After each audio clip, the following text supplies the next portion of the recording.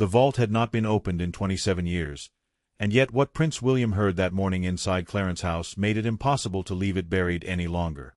A single sentence, sharp, controlled, and filled with fear, cut through the door, that the document must never be seen. And in that moment, everything changed. What makes this moment powerful is not just the secrecy, but the timing. Because by the time William hears those words, the audience already understands something he does not yet fully grasp, that this is not just a document, it is a confession sealed beside Princess Diana's coffin, witnessed, recorded, and then abandoned. The tension begins before the discovery, not after it. That is what pulls the viewer in and forces them to stay. William does not storm into the room. He does not confront his father immediately. Instead, he does something far more dangerous. He walks away. That restraint builds curiosity. Because when a man like Prince William chooses silence over confrontation, it signals that whatever he heard is bigger than anger. It is something that requires proof. The pacing here slows deliberately. A phone call to a private secretary. A 2-day wait. A classified entry hidden deep within royal archives. Each step adds friction, and that friction builds psychological tension. The audience begins asking questions before William does. What document? Why sealed? Why witnessed? Why hidden for nearly 3 decades? And then comes the first shift in power. The moment William learns that the document exists, the story stops being about mystery and becomes about control. Because now, it is not a question of whether the truth exists. It is a question of who controls it. King Charles has kept it buried. Prince William decides it will not stay that way. Notice how the confrontation is structured. There is no shouting at the start. No emotional explosion. Instead, William walks into Buckingham Palace and delivers a single, controlled line. I know about the document. That line lands harder than any accusation because it removes all room for denial. The silence that follows becomes more powerful than dialogue. Charles does not respond with authority. He responds with fear. And that is critical. Because in royal narratives, power is expected to flow downward, from king to heir. But in this moment, it reverses. William holds the leverage. Not through position, but through truth. And truth, when documented, witnessed, and sealed, becomes more dangerous than any scandal. The argument that follows is not just emotional. It is strategic. Charles tries to frame the document as private grief. William reframes it as recorded intent. That distinction matters. Because private grief can be protected. But recorded promises, especially those witnessed, become part of history. And history can be exposed. This is where the narrative tightens. William introduces the idea of legal action. Not emotional pressure. Not family loyalty. Legal force. That single shift raises the stakes from personal conflict to institutional crisis. Because a legal battle over a sealed document tied to Princess Diana's death would not remain private. It would explode into public scrutiny, media pressure, and global attention. Charles understands this instantly, and that is why he breaks. Not because he wants to, but because he has no strategic alternative left. When he finally says they will go to the vault, the tone changes again. This is no longer a disagreement. It becomes a point of no return. And the warning he gives, once you read it, you cannot unread it, serves as a psychological hook for the audience. Because now the question is no longer what is inside the document. It is whether the truth will destroy what remains of their relationship. The descent into the vault is symbolic. Not just physically, but emotionally. They are not just opening a box. They are reopening a moment frozen in grief, written beside Diana's coffin, preserved untouched for decades. The environment matters. Controlled air, restricted access, silence. It reinforces the idea that this truth was never meant to surface. And then comes the most important structural decision in the entire narrative. The document is not revealed all at once. It is broken into promises. Numbered. Ordered. Deliberate. This creates rhythm. Each promise becomes a separate emotional, forcing the viewer to process one betrayal at a time rather than absorbing everything at once. It stretches the tension instead of releasing it. The first promise, telling William and Harry the full truth about their mother's death, lands with immediate impact because the audience already knows it was never fulfilled. That gap between promise and reality creates instant emotional conflict. It is not just about what Charles wrote. It is about what he failed to do. The second promise escalates the damage, keeping the brothers united. This shifts the narrative from past failure to present consequences. Because now the viewer connects the broken promise directly to the visible fracture between William and Harry. The third promise deepens it further, preserving Diana's influence. This introduces institutional pressure, suggesting that the system itself played a role in erasing her legacy. And by the time the fourth promise begins to surface, the audience is no longer just watching a revelation. They are witnessing a pattern of vows made in grief and abandoned in comfort. That pattern is what gives the story its weight. Because this is no longer about one secret document. It becomes a reflection of time, power, and the quiet ways promises fade when no one is watching. And as William reads, the emotional shift inside him is controlled, not explosive. There is no dramatic outburst.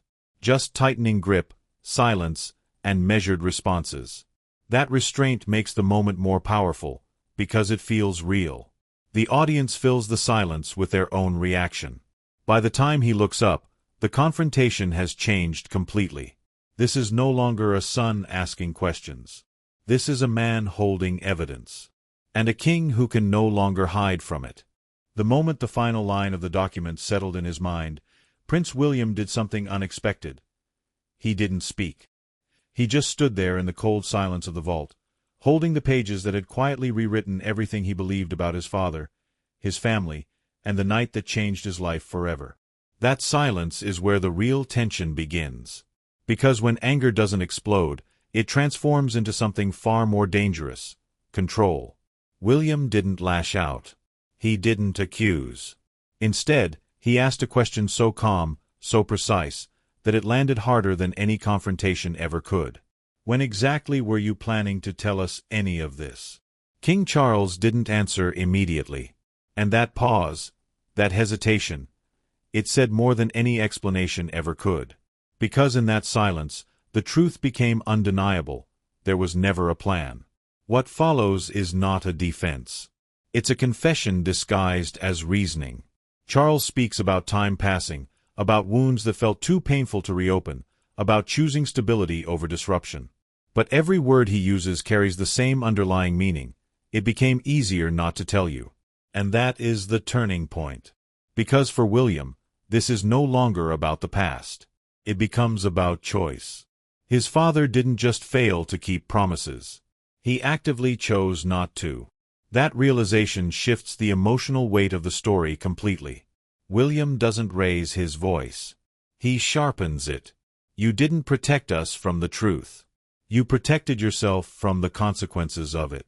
There's no argument after that. Only acceptance. And that's when the balance of power fully collapses. For the first time, the king isn't responding as a monarch.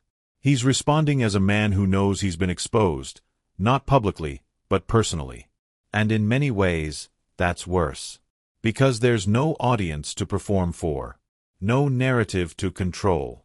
Just the reality of what was written, and what was never done. But William doesn't stop there. He introduces something far more threatening than anger: intent. He lifts the document slightly, almost casually, and says something that changes the entire direction of the story. These were witnessed. That means they're not just private thoughts. They're a record. And records can be made public. That single idea transforms everything. Because now, this is no longer contained within the walls of Buckingham Palace. The possibility of exposure enters the room. The idea that the world could see what was promised, and what was broken, hangs in the air like a storm waiting to break. Charles reacts instantly. Not with denial. Not with authority. With fear. You would destroy me. But William's response is colder than anything before it. You destroyed these promises. I'm just deciding whether people deserve to know that. That line does something critical. It removes emotion and replaces it with logic. It reframes the situation from betrayal to accountability. And once that shift happens, there's no safe ground left for Charles to stand on. But what makes this moment truly powerful is what William does next. He doesn't walk out. He doesn't threaten again. He sits back down. And that small action signals something deeper. This isn't about revenge. It's about resolution. Because despite everything he's read, despite everything he's just learned, William still asks for something almost impossible. Not punishment. Not exposure. The truth. The full truth. Not fragments. Not softened versions. Everything. That request carries more weight than any threat could. Because it forces Charles into a position where he has only two options: either finally become the man he promised to be, or admit that he never will. Charles chooses neither immediately. And that hesitation drags the tension even further. Because the audience now understands something William is only beginning to process. Some truths are not just painful, they are destabilizing. Not just for a family, but for an entire institution built on perception, control, and carefully maintained narratives. When Charles finally agrees to speak, it doesn't feel like victory. It feels like consequence. The meeting shifts location. Away from the palace. Away from staff. Away from history itself. Highgrove becomes the setting, not because it is safer, but because it is quieter. More personal. A place where the weight of titles fades, even if only slightly. And when Charles begins speaking, the tone changes completely. Gone is the defensiveness. Gone is the authority. What remains is something far more unsettling: regret. He doesn't start with explanations. He starts with a detail that immediately fractures everything William thought he knew. Your mother called me that night. That single sentence resets the narrative. Because now, the story is no longer about a tragic accident told from a distance. It becomes immediate, personal, connected. William doesn't interrupt. But the tension rises instantly. Because if there was a call, there was a conversation. And if there was a conversation, there were words that were never shared. Charles explains slowly, carefully, almost as if choosing each word could somehow reduce the weight of what follows. Diana was frustrated. Not just with the paparazzi, but with the situation around her. The pressure. The attention. The feeling of being watched, followed, controlled. And then comes the detail that changes everything again. She wanted one night of freedom. That phrase lingers. Because it reframes her final hours not as recklessness, but as exhaustion. Not as chaos, but as escape. And suddenly, the narrative becomes more complicated. Not a single failure. Not a single mistake. But a chain. A series of decisions, pressures, and oversights that aligned at the worst possible moment. William processes this in silence, but the shift is visible. Because this isn't the version of events he grew up with. This is something else entirely. Something unfinished. Something that was deliberately kept incomplete. And then Charles reveals the part that hits hardest. Not because it is shocking, but because it is human. I thought I was protecting you. That justification echoes everything he said before. But now, it sounds different. Not like an excuse. Like a realization that came too late. Because protection, when it hides the truth, eventually becomes deception. And William understands that now. Fully. Completely. But instead of collapsing under it, he does something unexpected again. He leans in. Not as a son seeking comfort, but as someone finally ready to hear everything, no matter how uncomfortable it becomes. And that's when the story moves into its most dangerous phase. Because the truth isn't finished yet. Not even close. What Charles says next doesn't come easily, and that hesitation is exactly what makes it dangerous. Because the truth that follows is not clean, not simple, and certainly not something that can be explained away with a single narrative. He opens the file slowly, almost as if delaying it might soften what's inside, but it doesn't. The first set of documents are security reports. Not summaries. Not briefings. Detailed accounts, timelines, names, decisions, failures. The kind of records that were never meant to be read emotionally, only professionally. But in this moment, they become something else entirely. Personal. William takes them without speaking, scanning line after line, and what he begins to see isn't one mistake, it's a pattern. A pattern of gaps. A pattern of decisions made without coordination. A pattern of responsibility, without ownership. The driver had been drinking. That much was already known. But what wasn't fully understood was how that decision was allowed to happen in the first place. Why no one overruled it. Why no one stepped in. Why the system that was supposed to protect her didn't. And then comes the part that shifts everything again. Diana had dismissed her official protection weeks before. Not because she didn't need it, but because she didn't trust it. That single detail reframes the entire situation. Because now, the narrative is no longer about protection failing her. It's about a breakdown of trust so deep that she chose distance over safety. And that decision created a vacuum. One that was filled by less experienced personnel, weaker coordination, and ultimately, vulnerability. William looks up at his father, and for the first time, there's something different in his expression. Not just anger. Understanding, mixed with disbelief. So you're saying she was unprotected, and you allowed that? Charles doesn't defend himself. He nods. And that silent admission lands heavier than any explanation. Because it confirms what William is beginning to realize. This wasn't just a tragic accident. It was a situation built slowly, piece by choices made over time. Some by Diana. Some by the institution. Some by Charles himself. And none of them corrected when it mattered most. But the documents aren't finished. There's another file. Thinner. More personal. A transcript. Charles hesitates before handing it over, and that hesitation tells William everything he needs to know. This one matters more. It's a conversation between Diana and her brother, just days before the crash. William reads it once. Then again.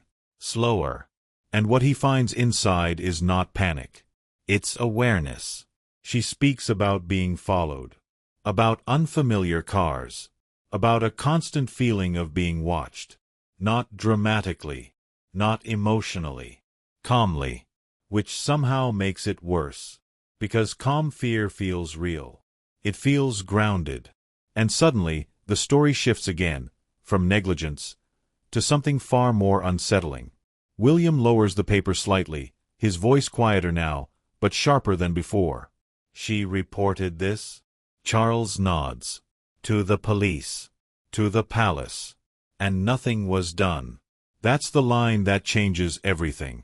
Because now the failure isn't just operational. It's dismissive. Concerns were raised and ignored. Warnings existed and were minimized. And the question that follows doesn't need to be asked out loud, but it hangs in the air anyway. If someone had taken her seriously, would she still be alive? Charles answers before William even speaks. We thought she was overreacting. That sentence is devastating in its simplicity. Because it reflects something painfully human. How often warnings are dismissed until it's too late. How easily patterns are ignored when they don't fit the narrative people want to believe. William turns away, walking toward the window, needing distance. Not from the room, but from the realization forming in his mind. This wasn't one night. It wasn't one mistake. It was a sequence. A slow build of overlooked risks, ignored signals, and decisions made for convenience rather than protection. And at the center of it all was a system that chose not to intervene. But then comes the question that shifts the tension into its most dangerous territory. William turns back. Do you believe it was just an accident? This is the moment everything balances on. Because this isn't just curiosity. It's doubt. And doubt, once introduced, cannot be contained. Charles doesn't answer immediately. He chooses his words carefully. Too carefully. The official investigations concluded it was an accident. That's the safe answer. The expected answer. But then he continues. And that's where it breaks. There were people who would have benefited from her death. Silence. Heavy. Unavoidable. William doesn't move. Because this is no longer about evidence.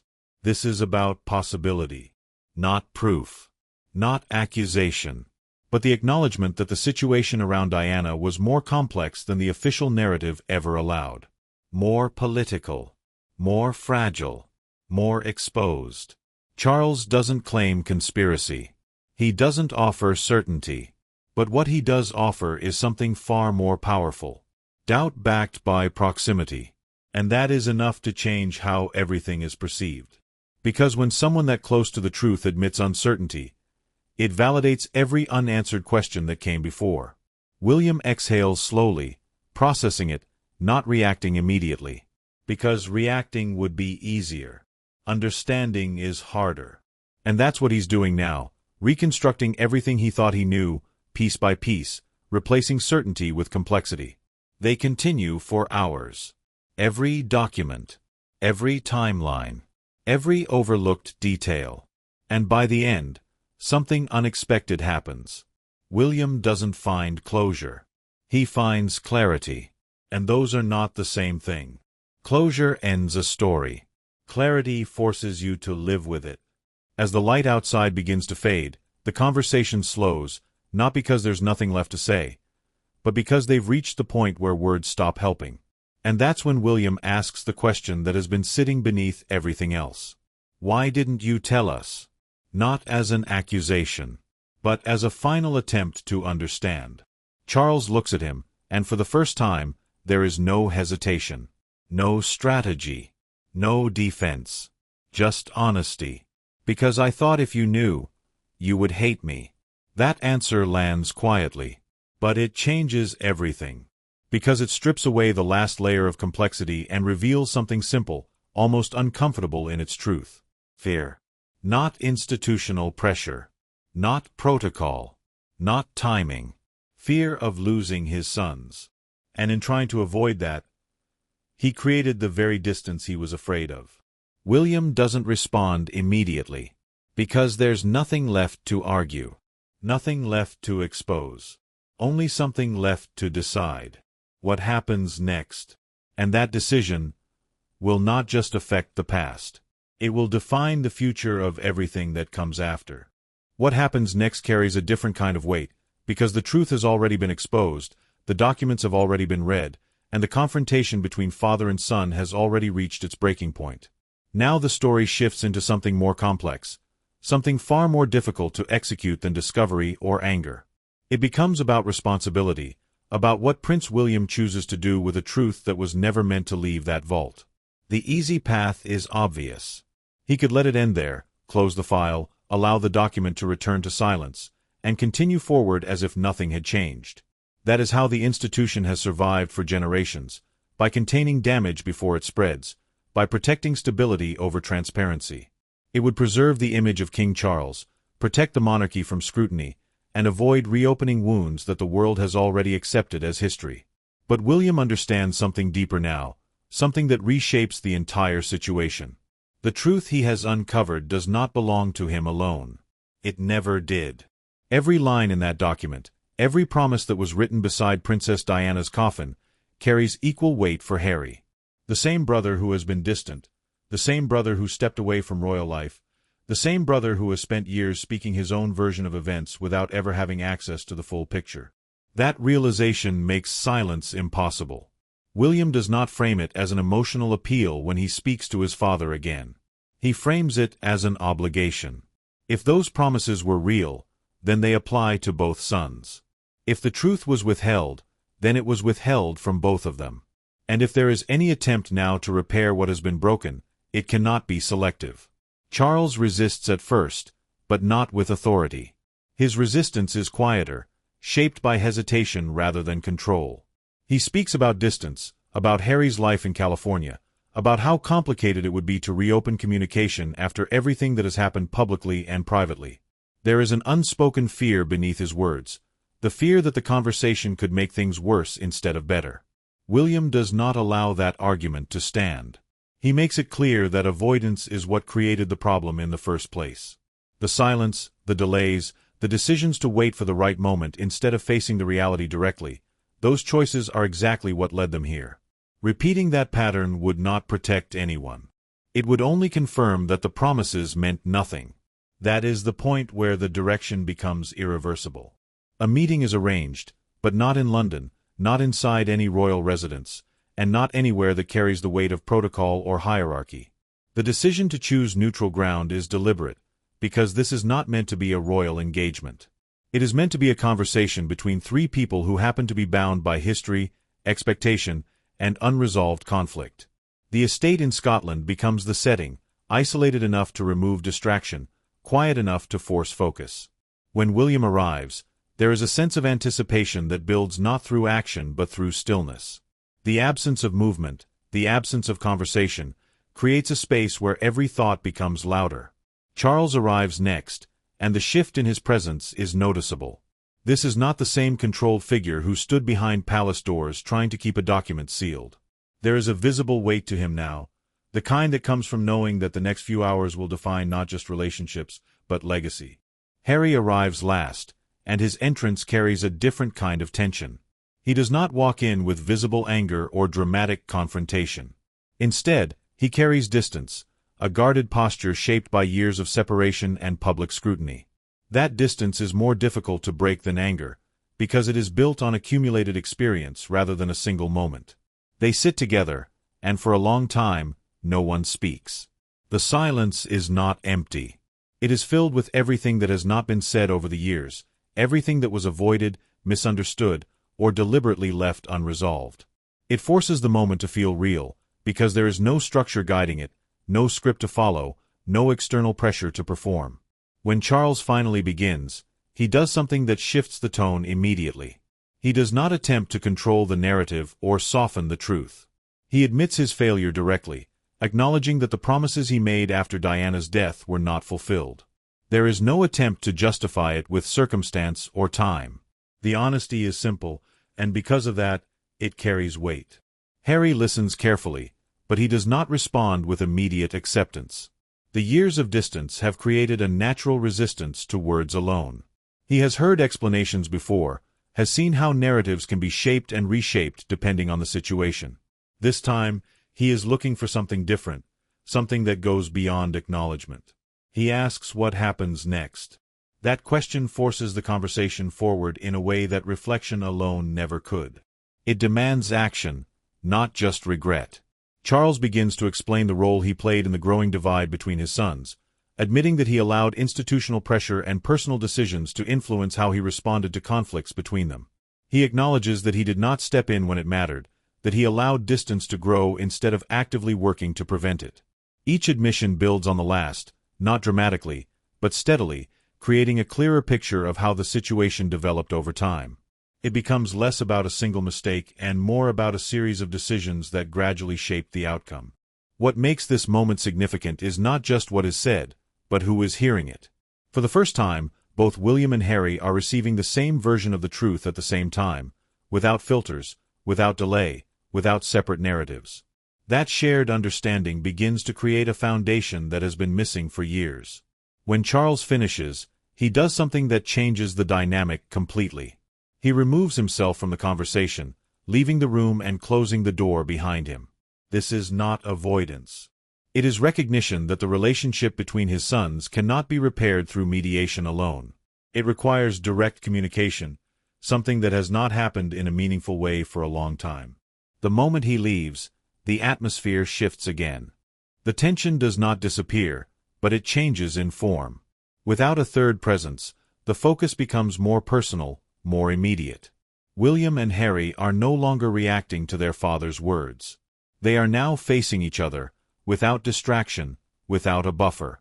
The conversation begins slowly, not with accusations or defenses, but with memory. Harry brings up something from their childhood, a simple reminder of what their mother used to tell them. That reference does something important, because it reconnects the present moment to a shared past that existed before the divisions, before the roles, before the expectations that pulled them in different directions. William responds, and the exchange remains controlled, but there is a noticeable shift in tone. The focus moves away from blame and toward understanding. They begin to address the frustrations that built up over time, the differences in how they experienced their roles, the moments where they felt unsupported or misunderstood. The conversation is not easy, and it does not resolve everything. There are still disagreements, still perspectives that do not fully align, still emotions that cannot be fully processed in a single discussion. But the difference lies in the willingness to continue the conversation rather than ending it. That willingness becomes the turning point. Because reconciliation does not begin with agreement. It begins with the decision to engage, to listen, and to remain present even when the conversation becomes uncomfortable. By the time Charles returns, the atmosphere has changed in a subtle but meaningful way. The tension is still there, but it is no longer rigid. It has shifted into something more flexible, something that allows for the possibility of movement rather than complete separation. This is not a complete resolution, and it is not presented as one. The complexity of their relationship cannot be undone in a single meeting. However, what has been established is a starting point, a moment where the direction begins to change instead of remaining fixed. For William, the significance of this moment extends beyond the conversation itself. It represents the first tangible step toward fulfilling one of the promises that had been left unaddressed for decades. Not perfectly, not completely, but genuinely. And that distinction matters, because it marks the difference between intention and action. For the first time since the document was written, something is actually being done to honor it. What happens after that meeting is not immediate, and that is exactly why it matters. There is no sudden transformation, no dramatic reconciliation that erases years of distance in a single moment. Instead, what begins is something far more real, far more fragile, a process. Prince William understands this better than anyone, because now he is carrying more than just the truth. He is carrying responsibility for what comes next. The document was never meant to stay hidden anymore, but revealing everything all at once would not heal anything. It would only create chaos, speculation, and a media storm that would reduce something deeply personal into public spectacle. So he makes a decision that surprises even those closest to him. He will not expose everything. He will reveal just enough. Not to destroy his father, not to rewrite history in anger, but to force accountability into the light in a way that cannot be ignored again. The core promises, the existence of the document, and the fact that those promises were not fulfilled, those become the focus. That decision changes the entire trajectory of the story. Because now, this is no longer just a private reckoning within palace walls. It becomes a controlled revelation, one that shifts public understanding without losing dignity. William prepares his statement carefully, knowing that every word will be analyzed, every pause interpreted, every detail amplified across the world. When he finally sits down to speak, there is no performance in his tone. No anger. No attempt to dramatize what has already been painful enough.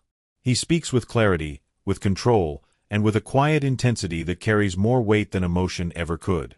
He explains the existence of the sealed document, the promises made beside his mother's coffin, and the reality that those promises were not fully honored over time. But what defines the moment is what he does not do. He does not attack King Charles. He does not assign blame in a way that invites division. Instead, he reframes the narrative completely. He presents it as something human, how grief, time, and institutional pressure can erode even the strongest intentions if they are not actively upheld. That choice earns him something powerful. Credibility. Because the audience is not being told who to condemn. They are being shown what happened and allowed to process it themselves. That approach builds trust, and trust is what keeps people watching, listening, and coming back for more. Then he does something even more unexpected. He speaks about Harry. Not as a distant figure, not as someone on the outside, but as his brother. He acknowledges the distance between them, openly, without defensiveness, and confirms that they are finally talking again, working through years of silence and misunderstanding. That moment shifts the emotional core of the entire narrative. Because suddenly, this is no longer just about Diana, or Charles, or the past. It becomes about the future. About whether something broken can actually be rebuilt. Charles follows with his own statement, and while it is shorter, it carries a tone that had been missing for years: acceptance. He acknowledges the promises, admits they were not fully kept, and expresses a willingness to do what he can now, even if it comes decades late. The public reaction is immediate, but not in the way many would expect. There is no unified outrage. No single narrative. Instead, there is division, discussion, analysis. Some see it as long overdue honesty. Others question why it took so long. But what remains consistent across every reaction is one thing: attention. Because for the first time, something real has been acknowledged. Not perfectly, not completely, but honestly. And that honesty changes perception. In the days that follow, the images that begin to circulate are subtle, but powerful. William, Charles, and Harry appearing together, not in staged ceremonies, not in formal processions, but in quieter moments. Walking side by side. Speaking without visible tension. Not fully healed, but no longer completely divided. Those moments matter more than any statement ever could. Because they show action. And action is what was missing from those promises for so many years. The work ahead is still complicated. Some damage cannot be undone. Some trust cannot be instantly rebuilt. But the difference now is that the silence has been broken, and once that happens, it cannot simply return.